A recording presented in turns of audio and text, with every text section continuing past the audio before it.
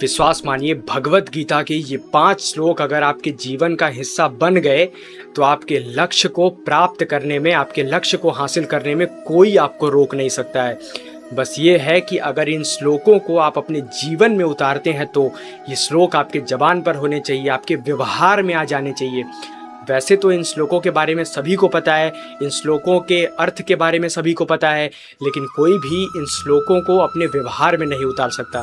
तो अगर आप एक विद्यार्थी हैं, एक स्टूडेंट हैं, तो आप इन 5 श्लोकों को अपने जीवन में, अपने मन में, अपने जुबान पर हर जगह उतार लीजिए। तो बिना समय व्यतीत किए हम प्रारंभ करते हैं अपने पहले श्लोक से। भगवत गीता का ये श्लोक है फोकस के लिए, एकाग्रता के लिए। भगवान श्री कृष्ण भगवत गीता के दूसरे अध्याय के 41वें श्लोक में कहते हैं, व्यवसायात्मिका बुद्धि एकेह कुरुनंदन। हे अर्जुन, जो लक्ष्य के प्रति समर्पित होते हैं उनकी बुद्धि एक निष्ठ होती है। ज़्यादातर स्टूडेंट्स फेल इसलिए नहीं होते हैं कि वो बहुत मेहनत नहीं करते हैं। ज़्यादातर स्टूडेंट्स फेल इसलिए होते हैं क्योंकि वो अपने मन को अलग अलग दिशा में बांट देते हैं।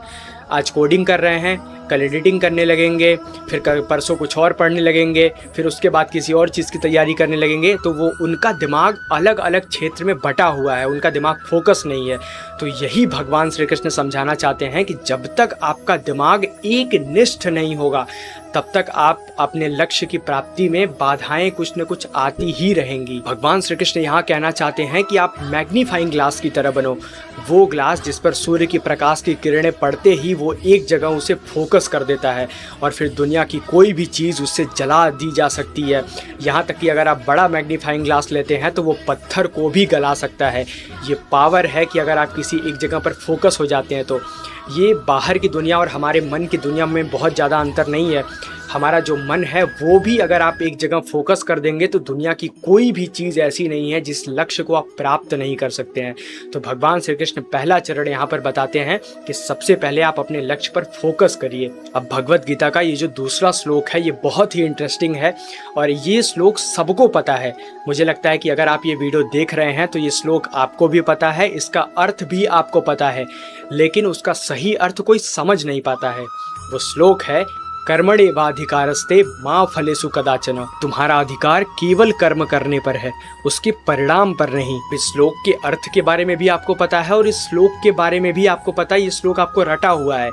लेकिन एक चीज़ है जो आपको कोई नहीं बताता। मान लीजिए कि उदाहरण लेते हैं, आप एक रेस में हैं और उस रेस में आप सबसे आगे दौड़ रहे हैं, लेकिन जैसे ही आप पीछे मुड़ मुड़ कर बार बार ये देखने की कोशिश करते हैं कि कोई मेरे पीछे तो नहीं आ रहा है, कोई मेरे पीछे तो नहीं आ रहा है, देखें लोग कहाँ तक पहुँचे हुए हैं। अगर आप पूरे रेस में ये करते हैं तो आप सबसे पीछे हो जाएंगे।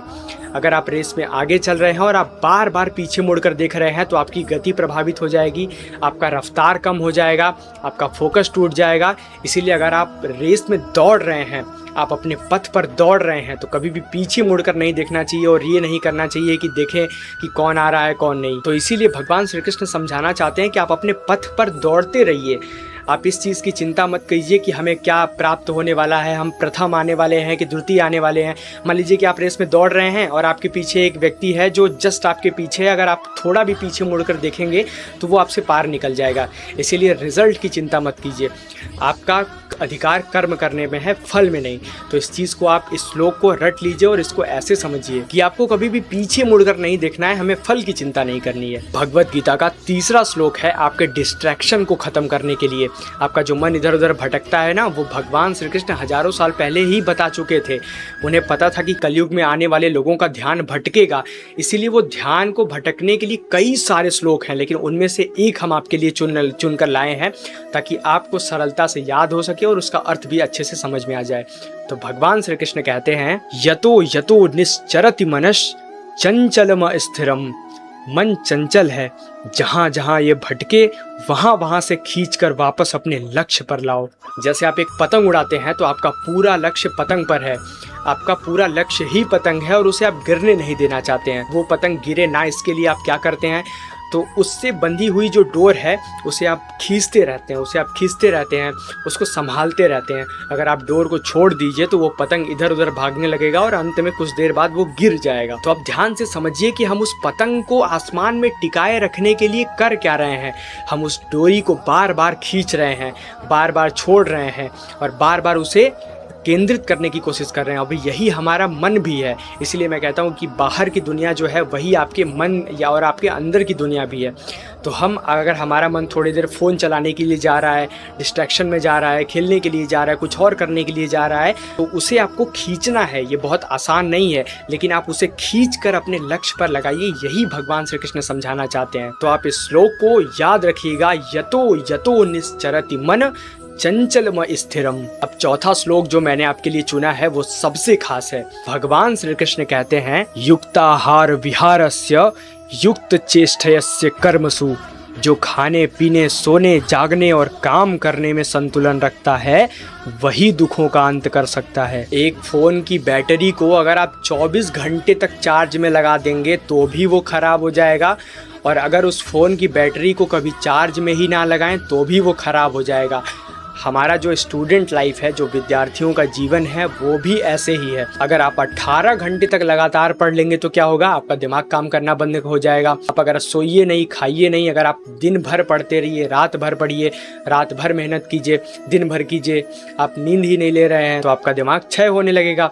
और अगर आप कुछ भी नहीं कर रहे हैं तो फिर कोई बात ही नहीं है। आप स्वयं देखिए कि भगवान श्री कृष्ण कितने सुंदर ढंग से आज के समय की व्याख्या कर रहे हैं कि जब आप पढ़ रहे हैं, आप इतना अधिक मेहनत कर रहे हैं, तो खाना भी ज़रूरी है, सोना भी ज़रूरी है और पढ़ना भी ज़रूरी है। तो इन सब के बीच संतुलन रखना बहुत ज़्यादा ज़रूरी है। अगर संतुलन नहीं होगा, अगर आप समय से नहीं सो रहे हैं, समय से नहीं खा रहे हैं, तो आपके शरीर पर प्रभाव पड़ेगा, और जब आपके शरीर पर प्रभाव पड़ेगा तो आपके मन पे पड़ेगा। तो ये श्लोक सबसे खास है, इसे आप याद रखिएगा, युक्ताहार विहारस्य युक्त चेष्टस्य कर्मसु। अब पांचवा और सबसे महत्वपूर्ण श्लोक है भगवत गीता के 6वें अध्याय का 5वां श्लोक। उद्धरेदात्मनात्मानं नात्मानं वसादयेत। खुद को अपनी ही मेहनत से उठाओ, खुद को कभी भी गिरने या निराश होने मत दो। आप एक बात समझ लीजिए, यहाँ भगवान श्री कृष्ण कहते हैं कि कभी भी कोई मोटिवेशन काम नहीं आता है। आपका दोस्त अगर आपको कभी मोटिवेट कर देता है, कोई टीचर आपको मोटिवेट कर देता है, तो वो क्षणिक होता है, वो एक पल के लिए होता है। और हमारे जीवन में ये बहुत होता है। हम कोई एक रील देखते हैं, रील से मोटिवेट हो जाते हैं। हम कोई एक वीडियो देखते हैं, वीडियो से मोटिवेट हो जाते हैं। कोई कुछ कर लिया, हम उससे एक पल के लिए मोटिवेट हो जाते हैं। तो ये जो क्षणिक मोटिवेशन है, ये आपको बर्बाद कर देगा। लेकिन हमारे खुद के मेहनत करने के बाद जो हमें परिणाम मिलता है, उसका जो मोटिवेशन होता है, वो एक अलग मोटिवेशन होता है, वो सबसे पावरफुल होता है। एक छोटा सा जो पौधा होता है, वो बाहर से सनलाइट लेता है, बाहर से पानी लेता है, बाहर से खाद लेता है, लेकिन जो उसकी जड़ें हैं वो खुद से अपने ज़मीन के अंदर उस जड़ों को धंसाता है ताकि वो जीवित रह सके। और यही हाल विद्यार्थियों का भी है। आप ज्ञान बाहर से लो, लोग जो बोल रहे हैं उसे सुन लीजिए, लेकिन जो आपका मेहनत है, जो आपका संकल्प है, उसे आप अपने अंदर पैदा कीजिए। और जब वो अंदर पैदा होगा और जब उसकी जड़ें बहुत अधिक पावरफुल हो जाएंगी, तो उस मोटिवेशन को कोई तोड़ नहीं सकता है, उस आत्मशक्ति को कोई तोड़ नहीं सकता है। यही भगवान श्री कृष्ण समझाना चाहते हैं। ऐसे बहुत सारे श्लोक हैं भगवत गीता में जो हर एक व्यक्ति के लिए पावरफुल हैं और हर एक व्यक्ति के लिए उपयोगी हैं। ऐसे ही और भी श्लोकों के बारे में जानने के लिए आप कमेंट जरूर कीजिएगा, और ये भी बताइएगा कि अगले किस विषय पर आप वीडियो चाहते हैं। हर हर महादेव।